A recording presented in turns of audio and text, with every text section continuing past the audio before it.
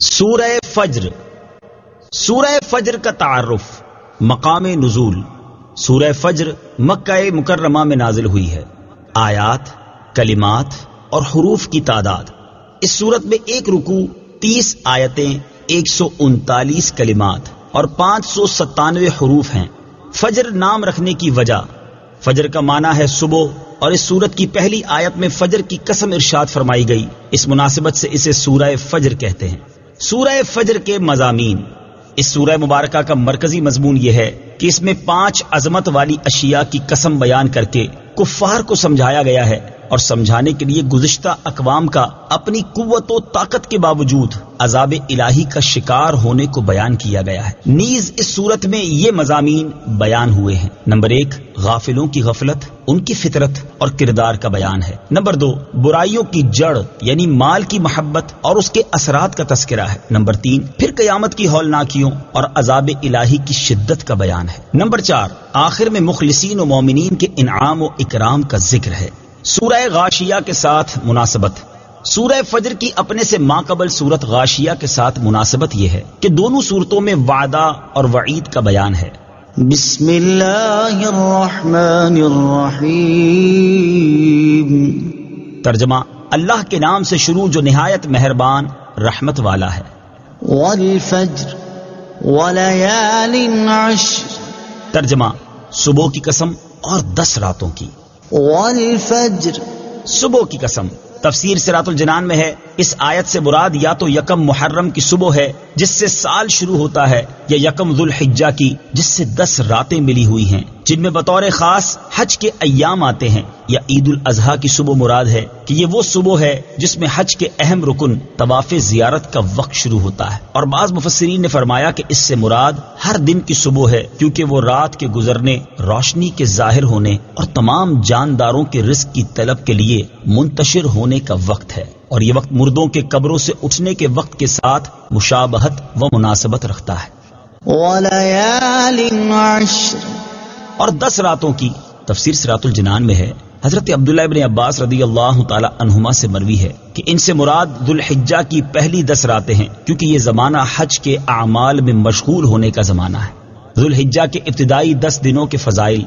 حدیث شریف میں اس عشرے کی بہت فضیلتیں وارد ہوئی ہیں. یہاں ان میں سے 2 فضائل ملاحظہ ہوں. چنانچہ نمبر 1، حضرت عبداللہ ابن عباس رضی اللہ تعالی عنہما سے روایت ہے، اور یہ حدیث پاک ترمذی شریف میں ہے. رسول اللہ صلی اللہ تعالی علیہ وآلہ وسلم نے ارشاد فرمایا، اللہ تعالیٰ کے نزدیک ان 10 دنوں کے مقابلے میں کسی دن کا عمل زیادہ محبوب نہیں. صحابہ کرام رضی اللہ تعالی عنہم نے عرض کی، یا رسول اللہ صلی اللہ تعالی علیہ وسلم، کیا اللہ تعالیٰ کے راستے میں جہاد بھی نہیں؟ ارشاد فرمایا، ہاں، جہاد بھی نہیں، البتہ وہ شخص جو اپنی جان اور مال کے ساتھ اللہ تعالیٰ کی راہ میں نکلا، پھر ان میں سے کسی چیز کے ساتھ واپس نہ ہوا، یعنی شہید ہو گیا، تو اس کا یہ عمل افضل ہے. نمبر 2، حضرت ابو ہریرہ رضی اللہ تعالی عنہ سے روایت ہے، اور یہ حدیث بھی ترمذی شریف میں ہے. رسول کریم صلی اللہ تعالی علیہ وآلہ وسلم نے ارشاد فرمایا، جن دنوں میں اللہ تعالیٰ کی عبادت کی جاتی ہے ان میں سے کوئی دن ذوالحجہ کے 10 دنوں سے زیادہ پسندیدہ نہیں. ان میں سے ممنوع دنوں کے علاوہ ہر دن کا روزہ 1 سال کے روزوں اور ہر رات کا قیام لیلۃ القدر کے قیام کے برابر ہے. حضرت عبداللہ ابن عباس رضی اللہ تعالی عنہما سے یہ بھی مروی ہے کہ آیت میں مذکور ان راتوں سے رمضان کے آخری عشرے کی راتیں مراد ہیں، کیونکہ ان میں اعتکاف مسنون ہے اور انہی راتوں میں لیلۃ القدر آتی ہے. رمضان کے آخری عشرے کی اہمیت. تاجدار رسالت صلی اللہ تعالی علیہ وآلہ وسلم رمضان کے آخری عشرے میں خاص طور پر اعتکاف فرماتے. اس کی طاق راتوں میں شب قدر تلاش کرنے کی ترغیب دیتے اور اللہ تعالیٰ کی عبادت کرنے میں خوب جد و جہد فرماتے تھے. چنانچہ حضرت عائشہ صدیقہ رضی اللہ تعالی عنہا فرماتی ہیں، حضور اقدس صلی اللہ تعالی علیہ وآلہ وسلم رمضان کے آخری عشرے میں اعتکاف فرماتے اور فرمایا کرتے کہ شب قدر کو رمضان کے آخری عشرے میں تلاش کرو. نیز حضرت عائشہ صدیقہ رضی اللہ تعالی عنہا فرماتی ہیں، مسلم شریف کی حدیث ہے، حضور پر نور صلی اللہ تعالی علیہ وآلہ وسلم رمضان کے آخری عشرے میں باقی دنوں کی بنسبت عبادت میں زیادہ جد و جہد کرتے تھے. بعض مفسرین نے فرمایا کہ آیت میں مذکور ان راتوں سے مراد محرم الحرام کے پہلے عشرے کی 10 راتیں ہیں، کہ ان 10 دنوں میں انبیاء کرام علیہم الصلوۃ والسلام کے بڑے بڑے واقعات رونما ہوئے. اور اس عشرے میں عاشورہ کا دن بھی ہے. عاشورہ کے فضائل. یہاں عاشورہ کے 2 فضائل بھی ملاحظہ ہوں. بخاری شریف کی حدیث ہے، نمبر 1، حضرت عبداللہ ابن عباس رضی اللہ تعالی عنہما فرماتے ہیں جب رسول کریم صلی اللہ تعالی علیہ وآلہ وسلم مدینہ منورہ تشریف لائے تو یہودیوں کو دیکھا کہ وہ عاشورہ کے دن روزہ رکھے ہوئے ہیں۔ آپ نے ارشاد فرمایا یہ کیا ہے؟ انہوں نے عرض کی یہ ایک عظمت والا دن ہے اور یہ وہ دن ہے جس میں اللہ تعالیٰ نے بنی اسرائیل کو ان کے دشمن سے نجات دی، تو اس دن شکرانے کے طور پر حضرت موسیٰ علیہ السلام نے روزہ رکھا۔ حضور پر نور صلی اللہ تعالی علیہ وآلہ وسلم نے ارشاد فرمایا میں حضرت موسیٰ علیہ السلام کی موافقت کرنے میں تم سے زیادہ حقدار ہوں، چنانچہ آپ نے خود بھی روزہ رکھا اور اس دن روزہ رکھنے کا حکم بھی ارشاد فرمایا۔ نمبر 2، مسلم شریف کی حدیث ہے، حضرت ابو قتادہ رضی اللہ تعالی عنہ سے روایت ہے، رسول اکرم صلی اللہ تعالی علیہ وآلہ وسلم نے ارشاد فرمایا مجھے اللہ تعالیٰ پر گمان ہے کہ عاشورہ کا روزہ 1 سال پہلے کے گناہ مٹا دیتا ہے۔ نوٹ، یاد رہے کہ جو عاشورہ کے دن روزہ رکھنا چاہے تو اسے چاہیے کہ وہ 9 محرم یا 11 محرم کا روزہ بھی رکھے تاکہ یہودیوں کی مخالفت ہو سکے، جیسا کہ حدیث پاک میں ہے۔ حضور پر نور صلی اللہ تعالی علیہ وآلہ وسلم نے ارشاد فرمایا عاشورہ کے دن کا روزہ رکھو اور اس میں یہودیوں کی اس طرح مخالفت کرو کہ اس سے پہلے یا بعد میں بھی 1 دن کا روزہ رکھو۔ والشفع والوتر واللیل اذا یسر۔ ترجمہ، اور جفت اور طاق کی قسم اور رات کی جب چل پڑے۔ والشفع والوتر، اور جفت اور طاق کی قسم۔ تفسیر صراط الجنان میں ہے جفت اور طاق سے کیا مراد ہے؟ اس بارے میں مفسرین کے متعدد اقوال ہیں، ان میں سے 4 اقوال ملاحظہ ہوں۔ نمبر 1، جفت سے مراد ذوالحجہ کی 10 تاریخ جس دن حج کے اہم افعال سر انجام دیے جاتے ہیں، اور طاق سے مراد 9 تاریخ جس دن میدان عرفات میں حج ہوتا ہے۔ اس دن کی فضیلت کے بارے میں حضرت عائشہ صدیقہ رضی اللہ تعالی عنہا سے روایت ہے، مسلم شریف کی حدیث ہے، رسول اللہ صلی اللہ تعالی علیہ وآلہ وسلم نے ارشاد فرمایا اللہ تعالیٰ یوم عرفہ سے زیادہ کسی دن بندوں کو جہنم سے آزاد نہیں کرتا۔ اللہ اپنے بندوں سے قریب ہوتا ہے، پھر فرشتوں کے سامنے اپنے بندوں پر فخر کرتا ہے اور فرماتا ہے یہ بندے کس ارادے سے آئے ہیں۔ نمبر 2، جفت سے مراد مخلوق اور طاق سے مراد اللہ تعالیٰ کی ذات ہے، جیسے حدیث مبارک میں ہے بے شک اللہ تعالیٰ وطر ہے اور وطر کو پسند کرتا ہے۔ نمبر 3، ہر چیز کے جفت اور طاق کی قسم ہے گویا جملہ مخلوقات الہی کی قسم ہے۔ نمبر 4، جفت سے مراد 2 اور 4 رکعت والی نمازیں اور طاق سے مراد 3 رکعت والی نماز یعنی مغرب ہے۔ واللیل اذا یسر، اور رات کی جب چل پڑے۔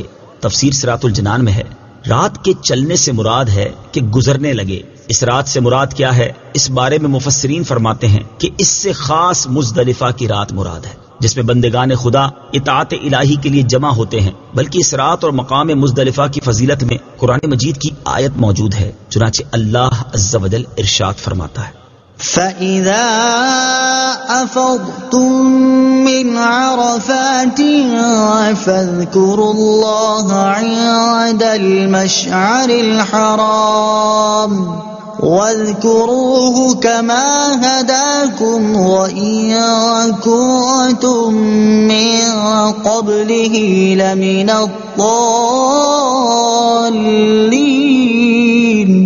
ترجمہ، تو جب تم عرفات سے واپس لوٹو تو مشعر حرام کے پاس اللہ کو یاد کرو اور اس کا ذکر کرو، کیونکہ اس نے تمہیں ہدایت دی ہے اگرچہ اس سے پہلے تم یقیناً بھٹکے ہوئے تھے۔ نیز حدیث مبارک میں حضرت جابر رضی اللہ تعالی عنہ سے مروی ہے نبی اکرم صلی اللہ تعالی علیہ وآلہ وسلم عرفات سے مزدلفہ میں تشریف لائے، یہاں مغرب اور عشاء کی نماز پڑھی، پھر لیٹے یہاں تک کہ فجر طلوع ہوئی۔ جب صبح ہوئی تو اس وقت اذان و اقامت کے ساتھ نماز فجر پڑھی، پھر قصوہ اونٹنی پر سوار ہو کر مشعر حرام میں آئے اور قبلے کی جانب منہ کر کے دعا، تکبیر و تحلیل اور اللہ تعالیٰ کی وحدانیت بیان کرنے میں مشغول رہے اور وقوف کیا یہاں تک کہ خوب اجالا ہو گیا اور طلوع آفتاب سے قبل یہاں سے روانہ ہوئے۔ بعض علماء کے بقول یہ رات حاجیوں کے لیے شب قدر سے بھی افضل ہے۔ آیت میں مذکور رات کے بارے میں ایک قول یہ بھی ہے کہ اس سے شب قدر مراد ہے جس میں رحمت کا نزول ہوتا ہے اور جو ثواب کی کثرت کے لیے مخصوص ہے اور جس کے بارے میں خود قرآن پاک کی پوری سورت موجود ہے۔ نیز ایک قول یہ بھی ہے کہ اس سے عام رات یعنی ہر رات مراد ہے کہ رات بذات خود بہت سے عجائبات و اسرار پر مشتمل ہے۔ هل في ذلك قسم لذي حجر، ترجمہ، کیا اس قسم میں عقل مند کے لیے قسم ہے؟ هل في ذلك قسم لذي حجر، کیا اس قسم میں عقل مند کے لیے قسم ہے؟ تفسیر صراط الجنان میں ہے، گزشتہ آیات میں 5 قسمیں ارشاد ہوئیں اور ان کے بارے میں فرمایا کہ بے شک یہ مذکورہ بالا چیزیں عقل والوں کے نزدیک ایسی عظمت رکھتی ہیں کہ خبروں کو ان کے ساتھ مؤکد کرنا بہت مناسب ہے۔ ان ساری قسموں کا جواب یہ ہے کہ کافر کو ضرور عذاب دیا جائے گا۔ اس جواب قسم پر اگلی آیتیں دلالت کرتی ہیں۔ أَلَمْ تَرَ كَيْفَ فَعَلَ رَبُّكَ بِعَادٍ إِرَمَ ذَاتِ الْعِمَادِ۔ ترجمہ، کیا تم نے نہ دیکھا کہ تمہارے رب نے عاد کے ساتھ کیسا کیا؟ وہ ارم ستونوں جیسے قد والے۔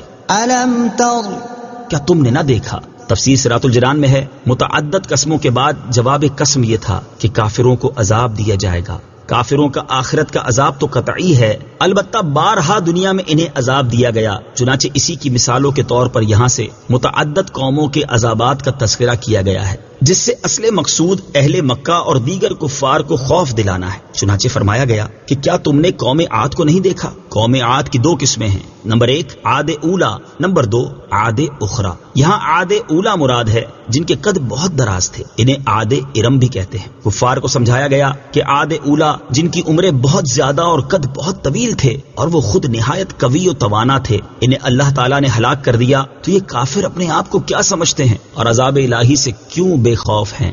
التي لم يخلق مثلها في البلاد۔ ترجمہ، کہ ان جیسا شہروں میں پیدا نہ ہوا۔ التي لم يخلق مثلها في البلاد، کہ ان جیسا شہروں میں پیدا نہ ہوا۔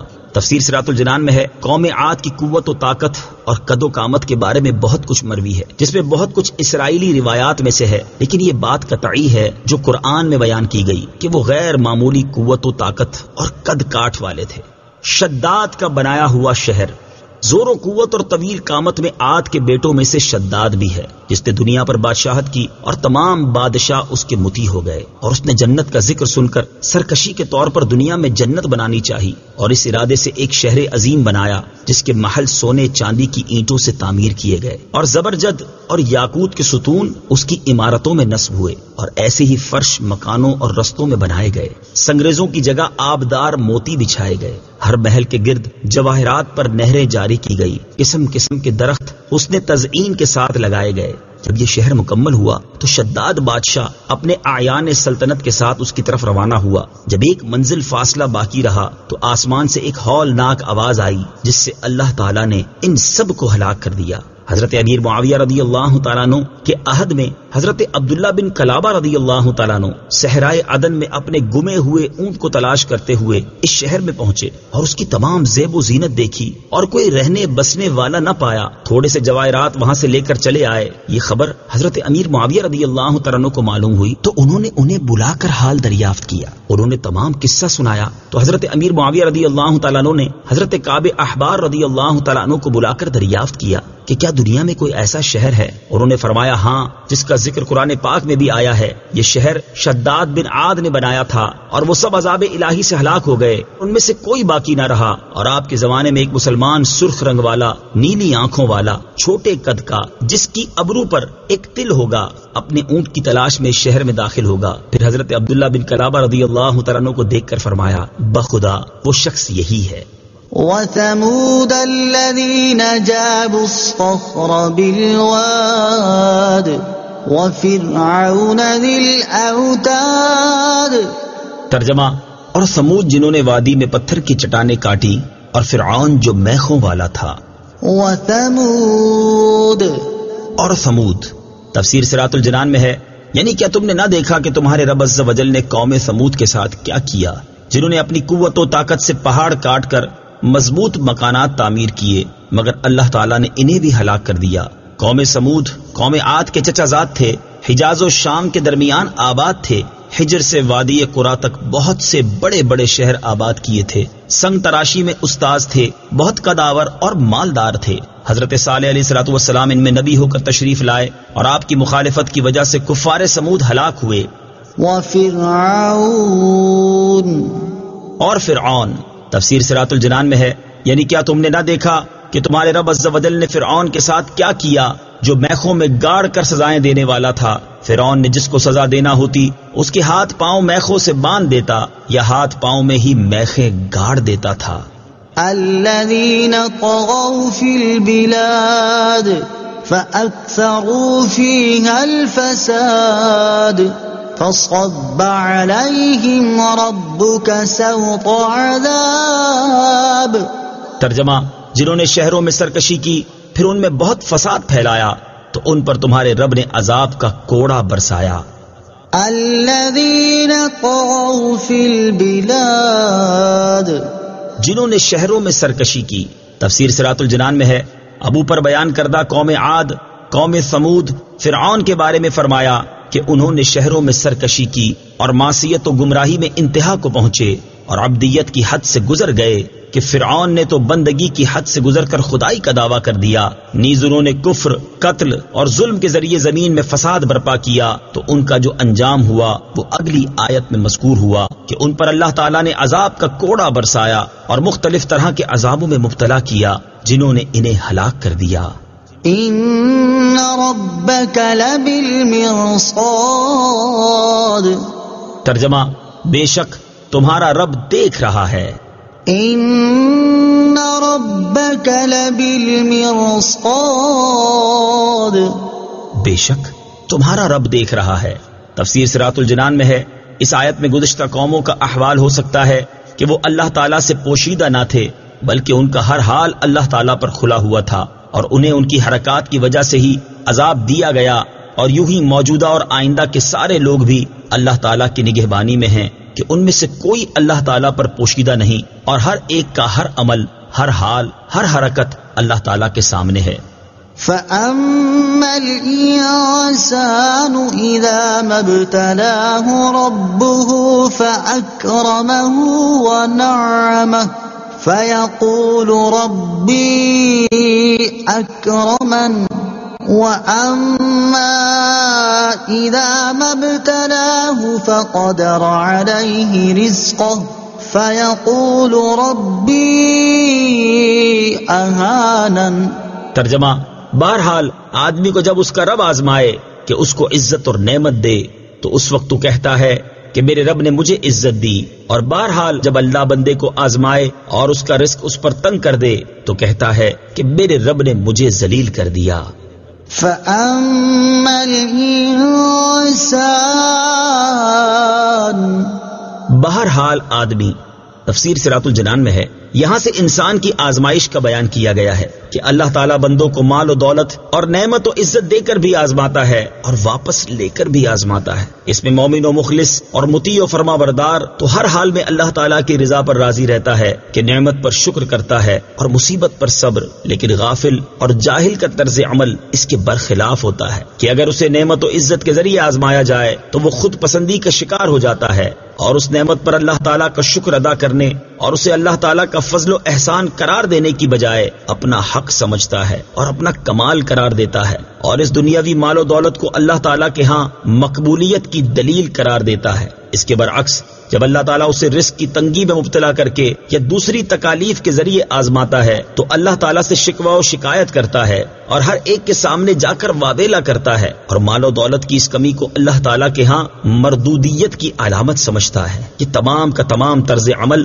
حقیقی مسلمان کی شان کے برخلاف ہے کہ سچے مسلمان کو اگر مال و دولت اور عزت ملتی ہے تو وہ اسے اپنا ذاتی استحقاق قرار دینے کی بجائے خالصتاً اللہ تعالیٰ کی نعمت اور اس کا فضل قرار دیتا ہے، اور اگر کوئی مصیبت آتی ہے تو اسے اپنے گناہوں کا نتیجہ یا خدائی آزمائش قرار دے کر اللہ تعالیٰ کی رضا پر راضی رہتا ہے۔ یوں ہی سچے مسلمان مال و دولت کی کثرت کو اللہ تعالیٰ کے ہاں مقبولیت اور قلت کو مردودیت کی دلیل نہیں سمجھتے، بلکہ ان کے نزدیک مقبولیت کا معیار تقویٰ ہے اور مردودیت کا سبب نافرمانی ہے۔ ان آیات مبارکہ میں جو طرز عمل بیان کیا گیا ہے یہ حقیقتاً کفار کا ہے، لیکن افسوس کہ آج کل کے بہت سے نام نہاد مسلمان بھی غیر مسلموں کی دنیاوی ترقی سے مرعوب ہو کر ایسی سوچ بنا لیتے ہیں کہ اگر کفار مردود ہیں تو اتنی نعمت و ترقی میں کیوں ہیں، اور اگر مسلمان مقبول ہیں تو اتنی ذلت و پستی میں کیوں ہیں، حالانکہ بات بالکل واضح ہے کہ مسلمان کی موجودہ پستی اسلام کی وجہ سے نہیں بلکہ ترک اسلام کی وجہ سے ہے، یعنی اسلامی تعلیمات چھوڑنے کی وجہ سے ہے، اور کفار کی ترقی ان کے کفر کی وجہ سے نہیں بلکہ زندگی گزارنے کی جو حقیقی اسلامی تعلیمات ہیں ان میں بہت ساری چیزوں پر عمل کی وجہ سے ہے۔ كلا بل لا تكرمون اليتيم ولا تحاضون على طعام المسكين۔ ترجمہ: ہرگز نہیں بلکہ تم یتیم کی عزت نہیں کرتے اور آپس میں ایک دوسرے کو مسکین کے کھلانے کی ترغیب نہیں دیتے۔ كلا بل لا تكرمون اليتيم، ہرگز نہیں بلکہ تم یتیم کی عزت نہیں کرتے۔ تفسیر صراط الجنان میں ہے، ارشاد فرمایا کہ عزت و ذلت کا معیار وہ ہرگز نہیں جو تم نے سمجھ رکھا ہے کہ عزت دولت کی وجہ سے اور ذلت غربت کی وجہ سے ہوتی ہے۔ مال و دولت کی یہ تقسیم تو اللہ تعالیٰ کی حکمت ہے کہ کبھی کسی حکمت سے دشمن کو دولت دے دیتا ہے اور کبھی مخلص بندے کو فقر و فاقہ میں مبتلا کر دیتا ہے۔ اصل عزت و ذلت کا معیار طاعت و معصیت پر ہے، لیکن کفار اس حقیقت کو نہیں سمجھتے، اور یوں ہی ان کے جاہل مقلد بھی اس حقیقت کو نہیں سمجھتے۔ تم میں سے اللہ تعالیٰ کی بارگاہ میں جو ذلیل ہے وہ نہیں جو مال کی کمی کا شکار ہے، بلکہ اللہ تعالیٰ کے ہاں تمہاری ذلت کا سبب یہ ہے کہ تم یتیم کی عزت نہیں کرتے اور دولت مند ہونے کے باوجود ان کے ساتھ اچھے سلوک نہیں کرتے اور انہیں ان کے حقوق نہیں دیتے جن کے وہ وارث ہیں۔ مقاتل نے کہا کہ امیہ بن خلف کے پاس قدامہ بن مذعون یتیم تھے، وہ انہیں ان کا حق نہیں دیتا تھا۔ اس پر یہ آیت مبارک نازل ہوئی۔ ولا تحاضون على طعام المسكين، اور آپس میں ایک دوسرے کو مسکین کے کھلانے کی ترغیب نہیں دیتے۔ تفسیر صراط الجنان میں ہے، یعنی تمہاری ذلت کا دوسرا سبب یہ ہے کہ تم خود بھی کھانے کی خیرات نہیں کرتے اور دوسروں کو بھی اس کی رغبت نہیں دیتے بلکہ اس سے روکتے ہو۔ وَتَأْكُلُونَ التُّرَاثَ أَكْلًا لَمًّا وَتُحِبُّونَ الْمَالَ حُبًّا جَمًّا۔ ترجمہ: اور میراث کا سارا مال جمع کر کے کھا جاتے ہو اور مال سے بہت زیادہ محبت رکھتے ہو۔ وَتَأْكُلُونَ التُّرَاثَ أَكْلًا لَمًّا، اور میراث کا سارا مال جمع کر کے کھا جاتے ہو۔ تفسیر صراط الجنان میں ہے، یہاں کفار کی تیسری خرابی اور ذلت کا بیان ہے کہ تم میراث کا مال کھا جاتے ہو اور حلال و حرام میں تمیز نہیں کرتے اور عورتوں اور بچوں کو وراثت کا حصہ نہیں دیتے بلکہ ان کے حصے خود کھا جاتے ہو۔ جاہلیت میں یہی دستور تھا۔ اس بیان کردہ ظلم میں بہت سی صورتیں داخل ہیں، اور فی زمانہ جو چچا تایا قسم کے لوگ یتیم بھتیجوں کے مال پر قبضہ کر لیتے ہیں، یا روٹین میں جو بہنوں، بیٹیوں یا پوتیوں کو وراثت نہیں دی جاتی، وہ بھی اسی میں داخل ہے۔ اس شدید حرام ہے۔ وَتُحِبُّونَ الْمَالَ حُبًّا جَمًّا، اور مال سے بہت زیادہ محبت رکھتے ہو۔ تفسیر صراط الجنان میں ہے، یہاں کفار کی ذلت اور چوتھی خصلت بیان کی گئی ہے، اور یہ حقیقت میں بقیہ جملہ امراض کی جڑ اور بنیاد ہے، اور وہ ہے مال اور دنیا کی محبت۔ چنانچہ ارشاد فرمایا کہ تم مال سے بہت زیادہ محبت کرتے ہو کہ اس کو خرچ کرنا ہی نہیں چاہتے، اور اسی سبب سے یتیموں کی عزت نہیں کرتے، مسکینوں کو کھانا نہیں کھلاتے، دوسروں کو صدقہ و خیرات کی ترغیب نہیں دیتے بلکہ دوسروں کا مال کھا جاتے ہو، ان کی زمین جائیداد، مال، وراثت اور ملکیت پر قبضے کرتے ہو، بلکہ اسی سبب سے قتل و غارت گری کرتے ہو۔ الغرض فساد کی جڑ یعنی مال کی محبت کی وجہ سے ہر طرح کا بگاڑ پیدا کرتے ہو۔ مال کی محبت انتہائی تباہ کن ہے، مال کی محبت نہایت تباہ کن ہے، اسی لیے قرآن و حدیث میں اس کی بکثرت مذمت بیان کی گئی ہے۔ چنانچہ اللہ تعالیٰ ارشاد فرماتا ہے، زُيِّنَ لِلنَّاسِ حُبُّ الشَّهَوَاتِ مِنَ النِّسَاءِ وَالْبَنِينَ وَالْقَنَاطِيرِ الْمُقَنطَرَةِ مِنَ الذَّهَبِ وَالْفِضَّةِ وَالْخَيْلِ الْمُسَوَّمَةِ وَالْأَنْعَامِ وَالْحَرْثِ ذَلِكَ مَتَاعُ الْحَيَاةِ الدُّنْيَا وَاللَّهُ عِندَهُ حُسْنُ الْمَآبِ۔ ترجمہ: لوگوں کے لیے ان کی خواہشات کی محبت کو آراستہ کر دیا گیا، یعنی عورتوں اور بیٹوں اور سونے چاندی کے جمع کیے ہوئے ڈھیروں اور نشان لگائے گئے گھوڑوں اور مویشیوں اور کھیتیوں کو ان کے لیے آراستہ کر دیا گیا۔ یہ سب دنیاوی زندگی کا ساز و سامان ہے اور صرف اللہ کے پاس اچھا ٹھکانہ ہے۔ اور ارشاد فرمایا، من كان يريد الحياة الدنيا وزينتها نوفي إليهم أعمالهم فيها وهم فيها لا يبخسون. ترجمہ: جو دنیا کی زندگی اور اس کی زینت چاہتا ہو تو ہم دنیا میں انہیں ان کے اعمال کا پورا بدلہ دیں گے اور انہیں دنیا میں کچھ کم نہ دیا جائے گا. اور ارشاد فرمایا: من كان يريد حرث الآخرة نزد له في حرثه ومن كان يريد حرث الدنيا نؤته منها وما له في الآخرة من نصيب. ترجمہ: جو آخرت کی کھیتی چاہتا ہے تو ہم اس کے لیے اس کی کھیتی میں اضافہ کر دیتے ہیں، اور جو دنیا کی کھیتی چاہتا ہے تو ہم اسے اس میں سے کچھ دے دیتے ہیں، اور آخرت میں اس کا کچھ حصہ نہیں. اور ارشاد فرمایا: ألهاكم التكاثر حتى زرتم المقابر كلا سوف تعلمون ثم كلا سوف تعلمون كلا لو تعلمون علم اليقين لترون الجحيم ثم لترونها عين اليقين ثم لتسألن يومئذ عن النعيم. ترجمہ: زیادہ مال جمع کرنے کی طلب نے تمہیں غافل کر دیا یہاں تک کہ تم نے قبروں کا منہ دیکھا. ہاں اب جلد جان جاؤ گے، پھر یقیناً تم جلد جان جاؤ گے.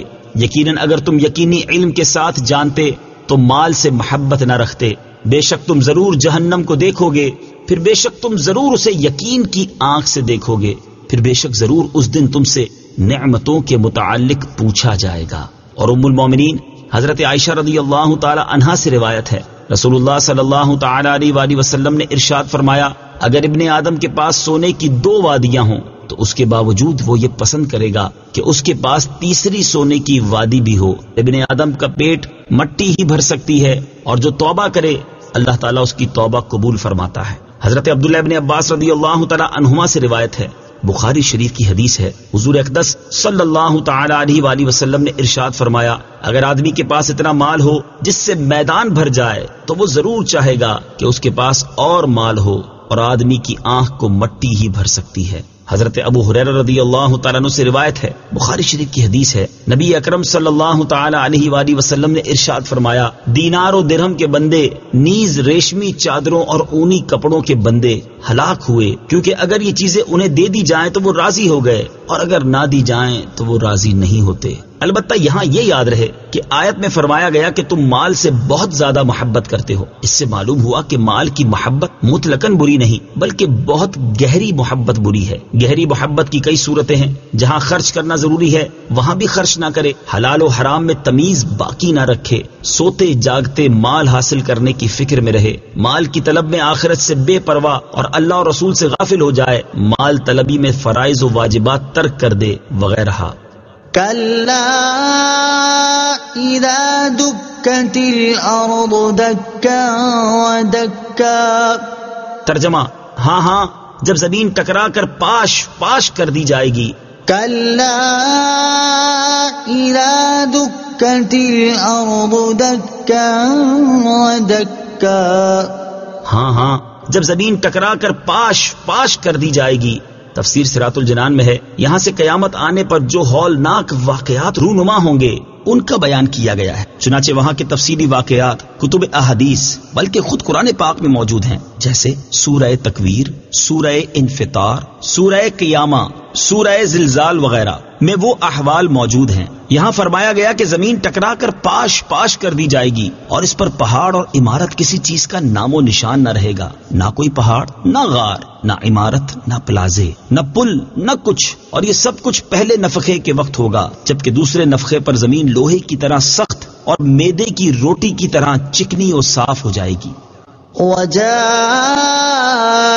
ربك والملك صفا صفا. ترجمہ، اور تمہارے رب کا حکم آئے گا اور فرشتے قطار در قطار آئیں گے. وجاء ربك والملك صفا صفا.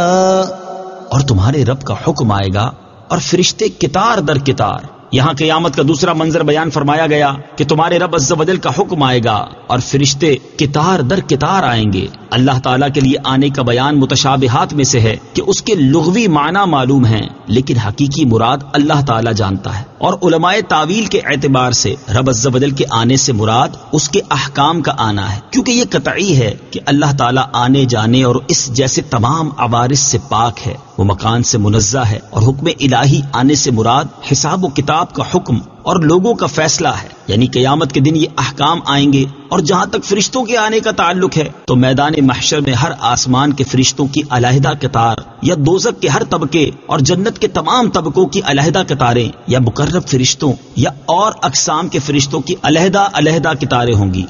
وجيء يومئذ بجهنم يومئذ يتذكر الإنسان وأنى له الذكرى يقول يا ليتني قدمت لحياتي. ترجمہ، اور اس دن جہنم لائی جائے گی، اس دن آدمی سوچے گا اور اب اس کے لیے سوچنے کا وقت کہاں. کہے گا اے کاش کہ میں نے اپنی زندگی میں کوئی نیکی آگے بھیجی ہوتی.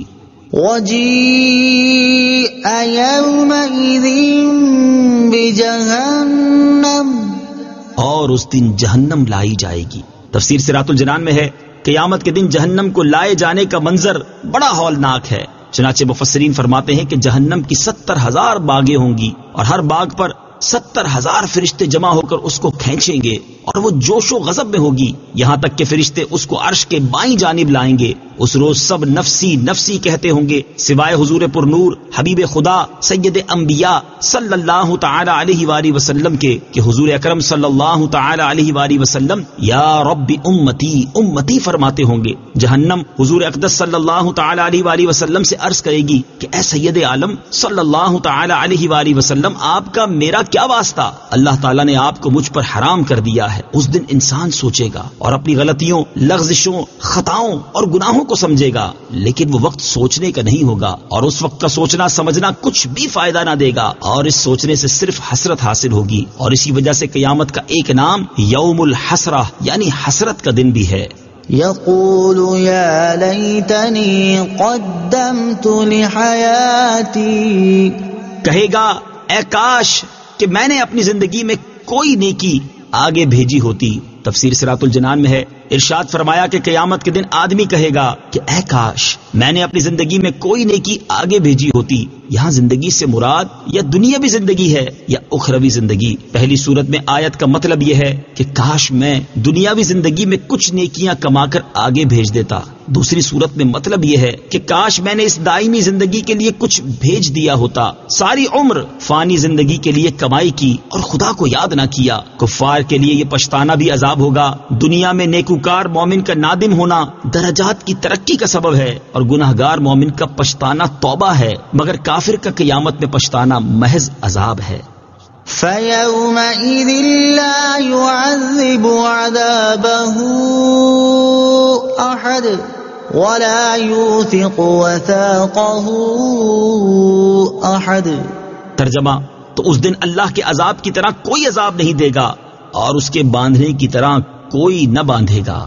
فَيَوْمَئِذٍ لَا يُعَذِّبُ عَذَابَهُ أَحَدٌ. تو اس دن اللہ کے عذاب کی طرح کوئی عذاب نہیں دے گا. تفسیر صراط الجنان میں ہے اس آیت اور اس کے بعد والی آیت کا خلاصہ یہ ہے کہ اللہ تعالیٰ کے عذاب جیسا شدید اور سخت عذاب کوئی نہ دے سکے گا اور نہ ہی اللہ تعالیٰ کی گرفت اور قید کی طرح کوئی باندھ سکے گا کہ اللہ تعالیٰ آگ کی بیڑیوں میں باندھ کر آگ کے گھر میں آگ کے کوڑوں اور دیگر چیزوں کا عذاب دے گا.